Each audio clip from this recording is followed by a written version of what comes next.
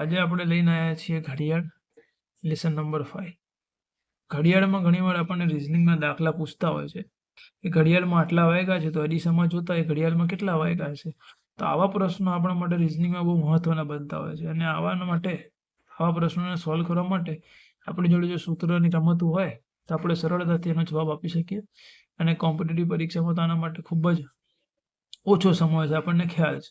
તો આજે આપણે કરવાનું છે કે જો ઘડિયાળ અથવા તો અરીસાનો સમય પૂછે કે ઘડિયાળમાં આટલા વાગ્યા છે તો અરીસામાં કેટલા વાગ્યા છે, અથવા એમ કે અરીસામાં આટલા વાગ્યા છે તો ઘડિયાળમાં કેટલા વાગ્યા છે. તેના માટેનું સૂત્ર છે કે ઘડિયાળ વત્તા અરીસાનો સમય કુલ કેટલા થઈ જશે? 12 કલાક થઈ જશે. તો બની શકે કે પરીક્ષામાં આપણને એમ પૂછે કે ભાઈ ઘડિયાળમાં 23 વાગ્યા છે, 24 વાગ્યા છે, તો આવા સમયમાં આપણે કઈ રીતે સમય શોધવાનો? તેના માટે શું કરવાનું? આપણે જો સમય 24 કલાકમાંથી કીધું હોય તો આપણે 23.60 એટલે કે 24 કલાક જ થાય, પણ આપણે 23.60માંથી બાદ કરીશું. અને જો સમય 11 કરતાં ઓછો આપ્યો હોય એટલે કે 12 કરતાં ઓછો હોય, 11.60 એટલે 12 કરતાં ઓછો હોય, તો આપણે શેમાંથી બાદ કરીશું? 11.60માંથી બાદ કરીશું.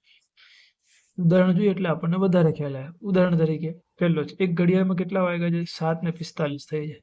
7:45 એટલે 11.60 કરતાં ઓછું કહેવાય. એટલે આપણે શું કરીશું? 11.60 આમાંથી 7:45 માઇનસ કરીએ તો આપણે શું શોધવાનું છે? તો કે ઘડિયાળના અરીસામાં જોતા કેટલા વાગ્યા હશે? અહીંયા કેટલા વધશે? 15.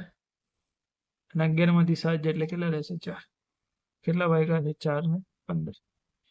જો બીજો એક પ્રશ્ન છે કે ઘડિયાળમાં 20.35 વાગ્યા છે. ઘડિયાળમાં કેટલા વાગ્યા છે? 20.35. તો ખરેખર ઘડિયાળને અરીસામાં જોતા આપણે કેટલા વાગ્યા છે આપણે પ્રશ્ન શોધવાનો છે.